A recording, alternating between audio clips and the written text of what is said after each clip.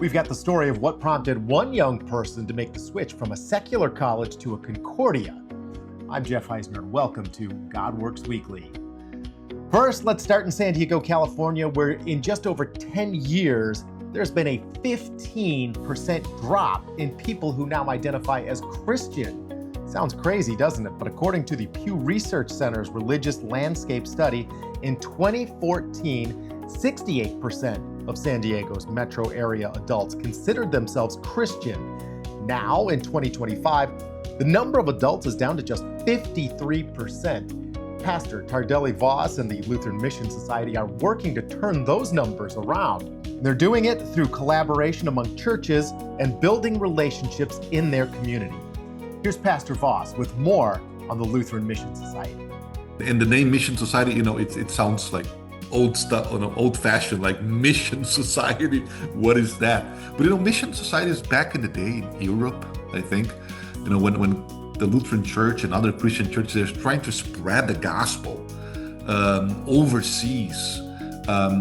Congregations, they would come together and start mission societies to be responsible 24/7 to think about that, how we can prepare missionaries, how we can send missionaries from our congregations to bless and to reach out people that are not being reached by the gospel.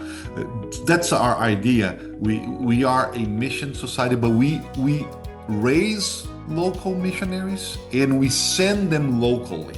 So that's the uniquenesses of our organization. Came out of a merging between two congregations. One congregation was generous enough to give as a seed money for the beginning of the ministry, and it has members in the board from multiple congregations in San Diego. We exist to help 35 congregations in San Diego and one in Tijuana, so 36 congregations in outreach ministries, to start new ministries through developing leaders and developing missionaries to lead these ministries. We'll bring you more stories on the way God is working through the Lutheran Mission Society in upcoming episodes. A few weeks back, we told you about the Harbor Leadership Collective. That's based out of St. Louis. Well, they're working to equip the church with young leaders for the future. Here's Pamela Dickerson with another success story on what's happening at the Harbor. A young person who joined the program, who's really just looking for a generic experience within the church setting, was actually attending a secular college and was very much in a career that didn't have a lot to do with church work. And during our program, he actually decided to pivot and become more focused in DCE work and actually chose to transfer into a Concordia. So those are just some of the ways that we believe that the Harbor can be successful within each individual's vocational setting, because it is so incredibly personal on the ways that you respond to God's call for yourself. So this is definitely something that the Harbor is seeking to do, is to invest in young people in a way that's empowering them and encouraging them in a safe way.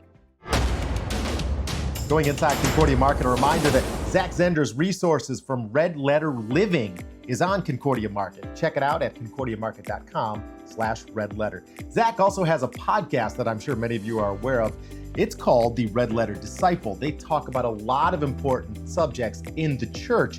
This week's episode is with Ben Haupt from the Pastoral Leadership Institute, where they talk about growing leaders in the church and online seminary. Here's Haupt encouraging the discussion. I'm sure that there are some of your listeners that love me and agree with most of what I usually say, but I also expect that you will have listeners that are listening along and that are maybe concerned about what you're going to say, or are even very, very skeptical. And it's to those people that I would appeal to just for a second, to say, I want to appeal to you, brothers and sisters, on the basis of the scriptures, and that we would talk together about what the scriptures mean for where we're at now. So before I dive into all that, I just wanted to kind of give that caveat to say, I love all your listeners and all the reasons why they're listening. And I'm excited, even if they're listening with some skepticism, I'm excited they're listening to your podcast and that they're hearing your voice and that I have an opportunity to speak to them. Encouraging discussion, yeah, not a bad idea. Okay, time for What You're Reading. This week, we're talking to Kurt Schultz, the former Southern District President. And Kurt's got a classic or two for us in What You're Reading.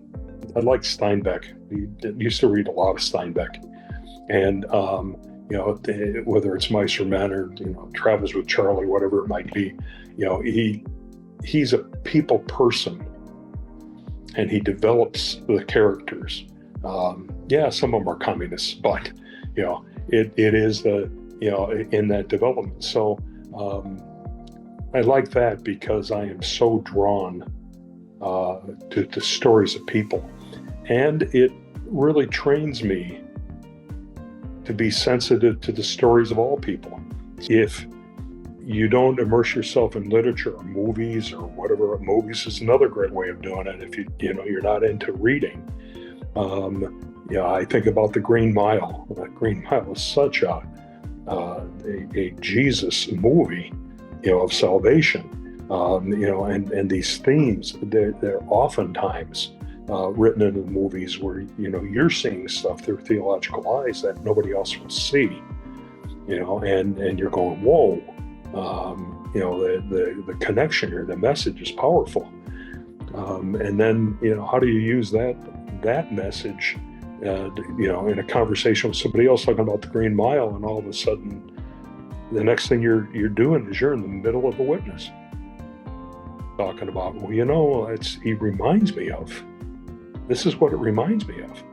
So, I think that's good and godly to take some time to adjust your eyes to something outside of that.